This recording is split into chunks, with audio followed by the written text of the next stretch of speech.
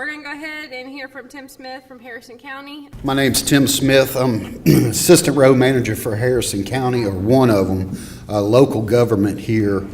We're pretty new to the preservation stuff, but I guess about 5 years ago I had a supervisor come to me and he said, I want you to start looking into what we can do for a cost-effective method to preserve some of our roads. So I started researching back and looked up microservicing and got with some of the contractors and asked them the longevity of it and how could we maximize our money out of it.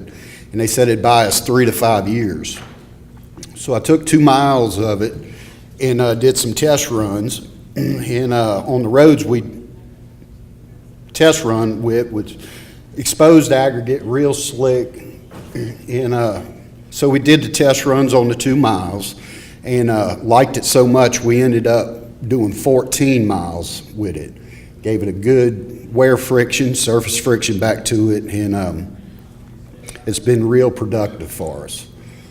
Also, we have 15 miles of chip seal with fog seal on top of it. And like I say, we're still learning and looking into different methods. That's all I have. I'd like to call up Miss Angel Middleton, our Harrison County Supervisor. Okay, first I'll start off with just a little history. I've just been on the Harrison County Board of Supervisors. That's right here. That encompasses our 5 cities on the coast, Long Beach, Pass Christian, Biloxi, Gulfport, and D'Iberville, plus the unincorporated area of Harrison County. Been on the Board of Supervisors going on 2.5 years now, so still, I think I'm newly elected, still learning a lot. Never had any aspirations of being an elected official. I just kind of happened into the job. I had a supervisor before me is in prison, and another supervisor that year committed suicide, so we had 2 open seats, and the 3rd supervisor just left on his own to pursue other things. So we had 3 open seats out of 5, 82 counties in Mississippi. So we have a really diverse board, and 3 new out of 5 as of 2 years ago. We have a female majority board, which is very interesting. We have the only female majority board in the nation. 3 women and 2 men, and yeah, so it's kind of unique, and we are a very diverse board, so it's kind of neat. We got an old white guy, a black guy, and 3 women. All everybody brings something different and a different background to the table, so it's a pretty neat deal. I grew up with heavy equipment and stuff. My dad always had tractors and things like that, and backhoe and stuff, and my husband has track hoes and backhoes and skid steers, and I can drive all that stuff, so I've always been interested in that. I might qualify for operator 1 maybe with the county if I was lucky, but that's about it. Probably don't qualify to be hired for anything. We have about 200,000 residents here in our county. We have a $132 million budget, so as far as county government, us and the Jackson area, Hinds County, are the highest as far as budget-wise. So we have a $132 million budget. $7.4 million goes to the road department, and actually we split. We have a very small comparative actual pavement budget is $300,000 per district, which is really small. That averages $187 per mile, and you can imagine what you can do with that. Not much. The $7.4 million goes into our ditches and culverts and road repairs and basic things like that. So, but for paving, it's a pretty small amount. I got real excited last year, maybe a year and a half ago. A lot of you might, if you're from MDOT, we got quite a few MDOT folks. The Mississippi Economic Council came in and tried to get our legislators on the state level to do a gas tax. Right now in Mississippi, we're at 18-cent gas tax. All of our neighbors are at 22-cent gas tax. So we just wanted to raise 4 cents, and I was like, yes, that is the best idea I've heard, because I knew I needed money for my local roads, and it wasn't coming out of our budget. This would just be a boost if they earmarked it to roads in particular, and maybe some bridges or something like that. So I was very excited about it until I went and spoke. They said, make sure every one of you takes time and goes and speaks to your state legislators and push this. So I drove to Jackson all excited. I've been in the car business for almost 20 years. So I know that roads tear up cars. And upper and lower ball joints on, say, a half-ton Ford or Chevy is about $600 or $700 for two-wheel drive, $700 to $900 for four-wheel drive. So that doesn't count your tires, your alignment, your shocks, your struts, all that. So I felt like I was a good ambassador for this because I knew they were going to say, well, everybody can't afford it, but it's a user base. So I thought it was a fantastic idea, get us equal with our neighbors.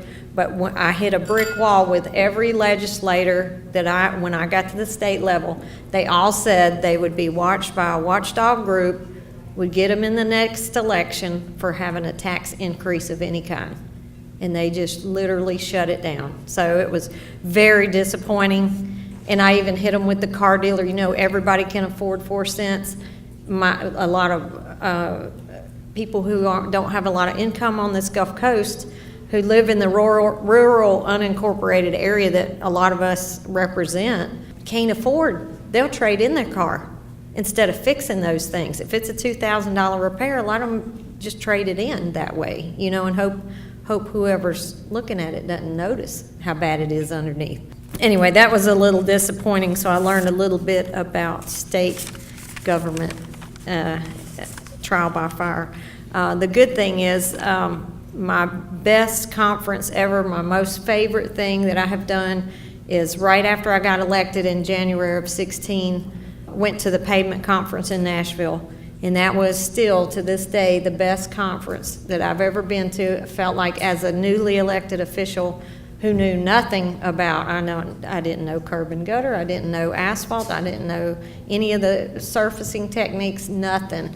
So I learned more at that, and same thing again, came home just on fire about the knowledge I had gained and about ready to go explain to my taxpayers, because I knew that I was going to have to do educating, because if they saw me putting a treatment on what they perceived as a good road instead of a bad road, I would get crucified. So it was going to have to, I knew I was going to have to eat a bunch of butt chewing and Facebook and all that kind of stuff, because people, when they don't understand, they want to criticize, especially they think you've been in politics a long time and you're dirty and you're filthy and you're nasty and you're, you know, on the take, or, you know, so, and I wanted to make sure they knew it wasn't like that. We finally got just yesterday at our board meeting, after we'd come back from these pavement conferences, we went in 16 and 17. That's with 3 new board members all on fire to do something new.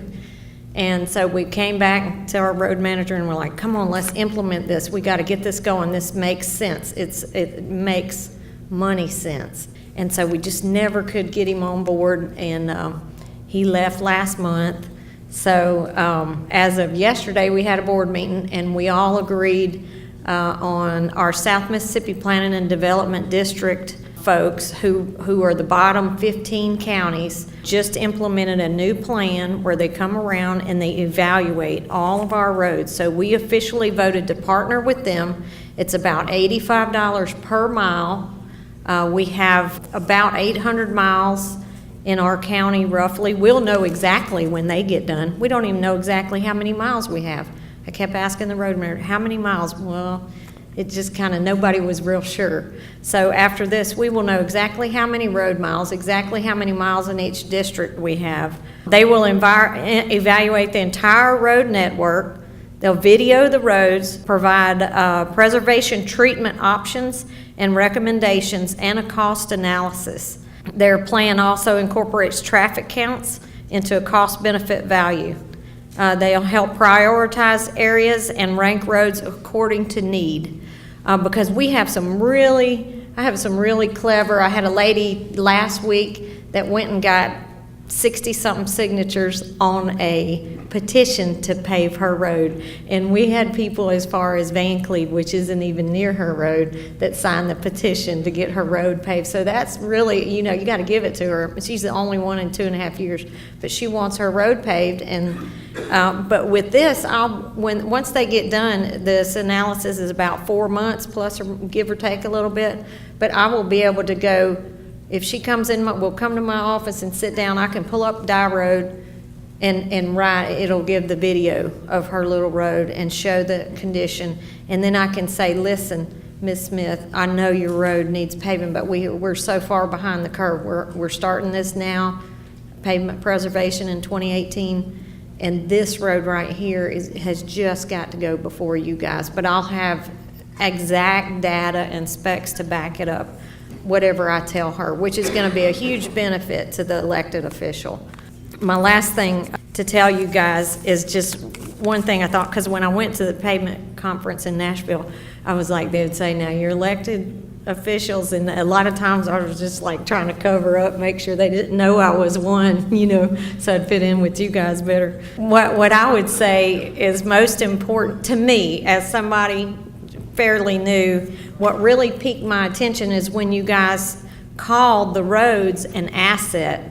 I would have never thought of our roads as an asset, but when you say you have an asset sitting out there that you already made the investment in, except instead of like the courthouse and our other buildings, we're not upkeeping them. We don't put a dime into them. I'm speaking for Harrison County now. We weren't doing, we were 100% worst first.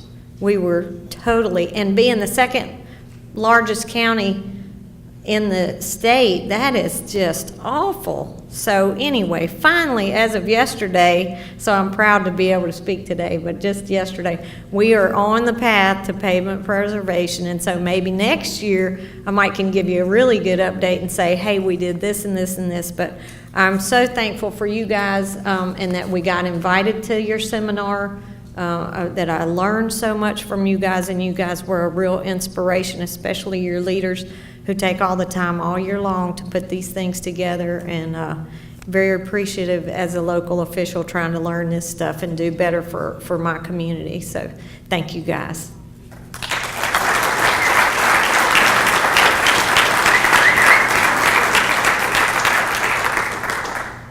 The preceding was produced by the National Center for Pavement Preservation. More information can be found on the web at pavementpreservation.org. Additional support provided by Michigan State University.